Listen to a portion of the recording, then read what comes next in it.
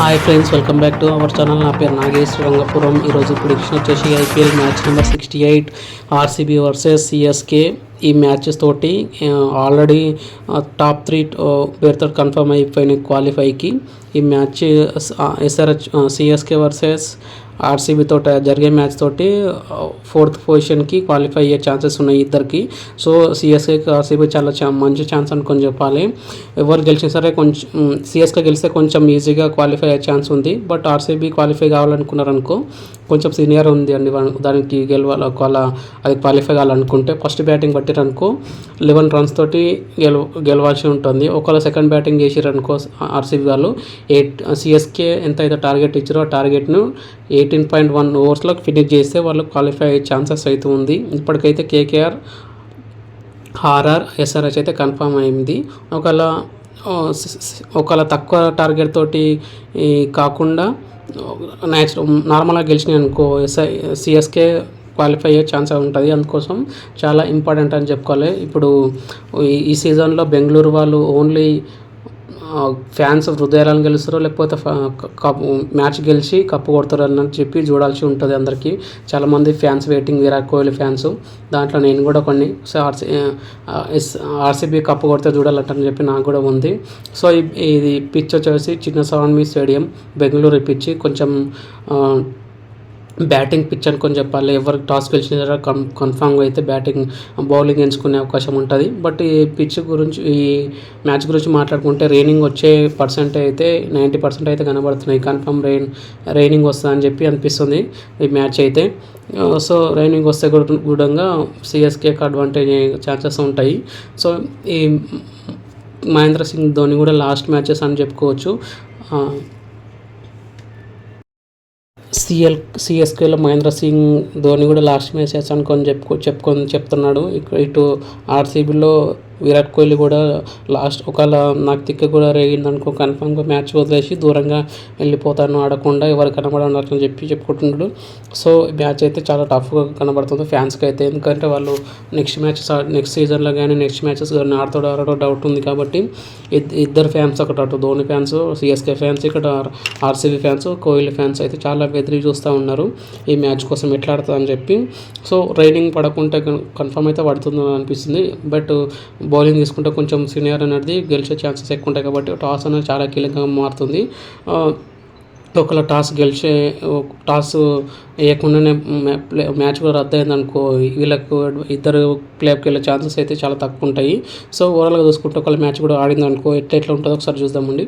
First RCB playing 11లో చూసుకుంటే కనుక దీంట్లో అయితే విల్జాక్ అయితే కన్ఫర్మ్ ఆడాలంటని చెప్పి అనిపిస్తుంది. రైస్ టోప్లీ కూడా ఆడాలంటని చెప్పి అనిపిస్తుంది. సో వీళ్ళిద్దరు లేన్ లోడ్ అయితే ఆర్సీబీలో కన్ఫర్మ్గా అయితే కనబడుతుంది. విల్జాక్ అయితే చాలా సెంచరీ చేసింది కదా 41 balls, అదొక పెద్ద అడ్వాంటేజ్. ప్లస్ అతను కూడా మంచిగా ఆడతాడంటని చెప్పి అనుకోవచ్చు. విల్జాక్ అతను లేన్ లోడ్ అయితే కన్ఫర్మ్ ఉంటుందని చెప్పి చెప్పుకోవచ్చు.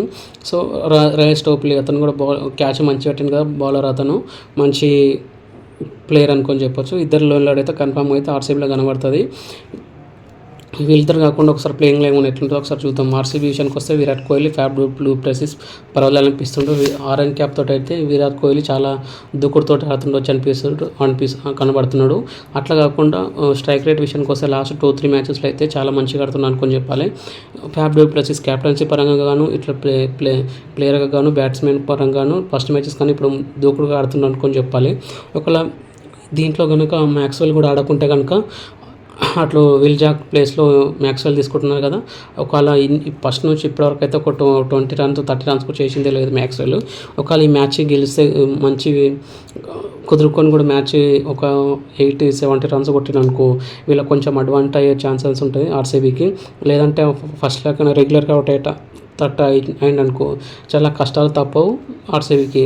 నెక్స్ట్ వచ్చేసి రజాజ్ పతటార్ మంచిగా ఆడుతుంది అనుకొని చెప్పాలి. మంచి స్ట్రైక్ రేట్ ఉంది, 6 ఈజీ కొట్టగల కెపాసిటీ ఉంది, మంచి ప్లేయర్ అనుకొని చెప్పాలి. నెక్స్ట్ వచ్చి కెమెరా గ్రీన్ ఆల్రౌండ్ కూడా మంచి పర్వాలేదు అనిపిస్తుంది. బట్ బౌలింగ్ ఇంకా కొంచెం కుదురుకోవాలని చెప్పి అనుకుంటున్నాము. నెక్స్ట్ వచ్చి మైపాల్ ఓవర్ మరి పర్వాలేదు అనిపిస్తున్నాడు. దినేష్ కార్తిక్ ఏ సీజన్ అంటే అని చెప్పి అతను కూడా చెప్తున్నాడు. బట్ నెక్స్ట్ సీజన్ ఆడతాడో డౌట్ కొడుతుంది. సో అతను కూడా మంచిగా ఆడాలంటని చెప్పి అనిపిస్తున్నాం. దాని తర్వాత కరణ్ శర్మ పర్వాలేదు అనిపిస్తుండు. స్పిన్ పరంగా మంచిగా వికెట్ తీస్తుండు. ప్లస్ బ్యాటింగ్ కూడా చూసినారు కదా, స్టార్క్ బౌలింగ్లోనే 2-3 సిక్స్లు కొట్టి ఈజీగా మ్యాచ్ వన్ సైడ్ అయ్యేటట్టు చేసిండు. బట్ ఆ మ్యాచ్ అయితే ఓడిపోయింది. సో స్వప్నిల్ సింగ్ ఇతను కూడా ఆల్రౌండరు, మంచిగా వేస్తున్నాను అనుకొని చెప్పాలి. సిరాజ్ అయితే ఫస్ట్ మ్యాచెస్ కానీ ఇప్పుడు కొంచెం ఎక్కువ దృష్టి పెట్టి మంచిగా వేస్తున్నాను అనుకొని చెప్పాలి. ఏజ్ దయాల్ పర్వాలేదు అనిపిస్తుండు. లాకీ ఫర్గ్యూసన్ అయితే చూడాలి తన పర్ఫార్మెన్స్ ఎట్లుంటుందో. ఈ సీజన్లో అయితే అంత బెస్ట్ అయితే లేదు. సో ఇందులో అయితే టాస్ ఎవరు గెలిచేసారో మినిమంగా 220, 230 వరకు కొట్టవచ్చు, ఎందుకంటే బ్యాటింగ్ పిచ్ కాబట్టి. సో ఇప్పుడు సిఎస్కే గురించి చూసుకుంటే కనుక రచిన్ రవీంద్ర అండ్ రహానే పర్వాలేదు అనిపిస్తారు. రహాన్ అయితే లాస్ట్ సీజన్ అయితే అంత పర్ఫెక్ట్ అయితే ఆడట్లేడు. రచిన్ రవీంద్ర స్టార్టింగ్ మ్యాచెస్లో కొన్ని ఆడిండు, ఇప్పుడైతే ఆడట్లేడు. అతను పక్కన బెంచ్ పరంగా కూర్చోబెట్టిండు. దీంట్లో కూడా మోయిన్ అలీ ఉండడని చెప్పి ప్లేయింగ్ లెవెల్లో ఉండడని చెప్పి డౌట్ వస్తుంది, ఎందుకంటే అతను కూడా వెళ్ళిపోయే ఛాన్సెస్ కూడా ఉన్నాయి. సో ఓపెనర్స్ వచ్చేసి రచిన్ రవీంద్ర అండ్ రహానే పర్వాలేదు, మంచిగా ఆడాలి. దాని తర్వాత కెప్టెన్ వచ్చేసి రుతురాజ్ గైక్వాడ్ మంచిగా పర్వాలేదు అనిపిస్తుండు. ఇతను పర్ఫార్మెన్స్ అయితే మంచిగా వేస్తున్నాడు అనుకొని చెప్పాలి. అతను కూడా ఆరెంజ్ క్యాప్ రేస్లో ఉన్నాడు. దాని తర్వాత డానియల్ మిషెల్ పర్వాలేదు అనిపిస్తుంది. స్టార్టింగ్ మ్యాచెస్ కన్నా ఈ మ్యాచ్ అయితే ఈ మ్యాచెస్ అయితే మంచిగా ఆడుతుండ అనుకొని చెప్పాలి, మంచి పుంజుకున్నాను అనుకొని చెప్పాలి. మోయిన్ అలీ కొంచెం డౌట్ ఉంది, ఆడాడు. నెక్స్ట్ వచ్చేసి శివన్ దుబే, ఇతను కూడా T20 వరల్డ్ కప్కి సెలెక్ట్ అయ్యాను కాబట్టి కన్ఫామ్గా అయితే ఇతని మీద దృష్టి చాలా మంది ఉన్నది, అందుకోసం సెలెక్ట్ చేసుకున్నారు. ఈ మ్యాచ్ కూడా ఈ ఆర్సీబీ తోటి మంచి అతను ఎక్స్ ప్లేయర్ కాబట్టి మంచిగా ఆడే ఛాన్సెస్ అతను కూడా ఉన్నాయి. నెక్స్ట్ వచ్చేసి రవీంద్ర జడేజా ఆల్రౌండర్గా మంచిగా ఆడుతున్నారు. సమీర్ రిజ్వీ మంచి పర్వాలేదు అనిపిస్తుండు. ధోని అయితే ఈ సీజన్ లాస్ట్ మ్యాచెస్ కాబట్టి ఆడితే మంచి హిట్టింగ్ చేసే అవకాశాలు అతను కూడా ఉన్నాయనుకొని చెప్పాలి. నెక్స్ట్ వచ్చేసి శార్దుల్ ఠాగూర్ పర్వాలేదు అనిపిస్తుండు. ఇంకా పెంచుకోవాలి అతను కూడా. తుషార్ దేశపాండే, సిమ్రన్జీత్ సింగ్ ఇతను కూడా మంచిగా చేస్తుండు. లాస్ట్ మ్యాచ్ కొంచెం కట్టడి చేసిండ్రు. సో ఓవరాల్గా ఏమైనప్పటికైనా సరే ఇద్దరి మధ్యలో చాలా టఫ్ కాంపిటీషన్ ఉంటుంది. నేనైతే కన్ఫామ్గా ఇది సిఎస్కే గెలుస్తానంటని చెప్పి అనుకుంటున్నాను. సో మీరేది గెలుస్తారంటని చెప్పి అనుకుంటారో కామెంట్ రూపంలో తెలియజేయండి. ఎవరు గెలిస్తే బెటర్ అని చెప్పి అనిపిస్తుందో. ఒకవేళ సిఎస్కే క్వాలిఫై అయితే కూడా కన్ఫామ్గా అయితే ఫైనల్ కొడుతుందని చెప్పి నాకు అనిపిస్తుంది. సో మీరేది ఎట్లా అనుకుంటున్నారో, సిఎస్కే క్వాలిఫై అవుతుందా లేకపోతే ఆర్సీబీ క్వాలిఫై అవుతుందా కన్ఫామ్గా కామెంట్ రూపంలో తెలియజేయండి. అట్లనే మన ఛానల్ సబ్స్క్రైబ్ చేసుకోండి, ఇంకా లైకులు చాలా కొట్టండి. ధోనిలో ఎట్లయితే 6లు కొడతారో అట్లా మన ఛానల్ కూడా సబ్స్క్రైబ్ చేసుకోండి. ఇట్లనే చూడండి వీడియోస్.